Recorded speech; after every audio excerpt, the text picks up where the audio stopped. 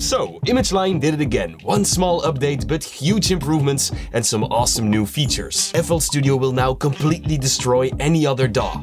Just kidding, in the end, all of them can do the same. But FL Studio users are gonna love this. Let's get into the first brand new feature. FL has the absolute best piano roll in the world. That's just a fact. But now it got even better. There's a new feature that allows you to enable snap to scale. First, you can choose a scale to work in by right-clicking on this new icon on top. Then simply enable snap to scale. You can also toggle this feature by just clicking it. If you try to place a note in the piano roll, it will automatically snap to a highlighted note. This will prevent you from going outside a scale. This is super useful when you're using a melody loop that's already in a specific scale. You can then apply that scale to your project and add melodies, bass, 808s without having to worry about being in the wrong scale. I do have one suggestion for a future update, by the way. It would be very cool if we had the option to mute the notes that are not in the selected scale. That's a huge plus for when you're playing on a MIDI keyboard. Now, the next update is gonna change some lives. They now allow you to code your own scripts to make your music even more unique. Now, to give you an example, they have a few presets that you can try out. Click the wrench tool and on the right side, you will find these pre-made scripts. Let's choose the arpeggiator, for example. By adjusting these settings, FL will create an arpeggiating melody from your chords. This might be perfect for a starting point. Now, let's check out the humanizer. By messing with these controls, you can offset your notes and its velocity to humanize it.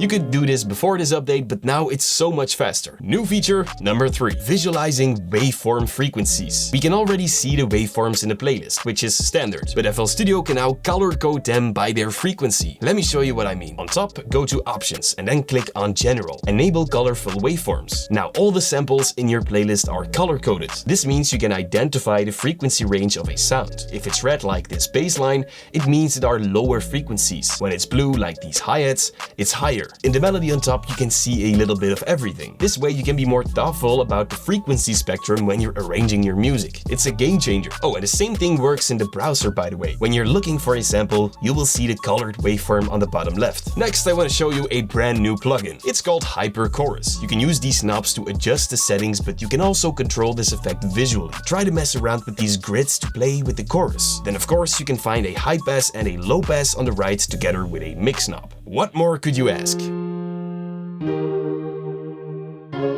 The next feature is AI-based. Edison now has an improved declipper, so when you have a distorted recording, you can repair it more easily. So to fix it up, click the brush tool and disable the Denoiser. On the bottom, enable the declipper. Play around with the threshold and click on accept. I mean, you can still hear the distortion, but at least the sound is usable now. This also works with voice recordings, by the way. So when there's a new update to FL Studio, you need to go to their website, download it, install it, re-unlock the product. Yeah, that's a lot. Well, you don't need to worry about that anymore. Once you're on FL Studio 21.1, FL Studio will now download and install the update from within FL. Now, there are still a lot of new features you can use to improve your music. So to continue the lesson, click the video right here. Goodbye.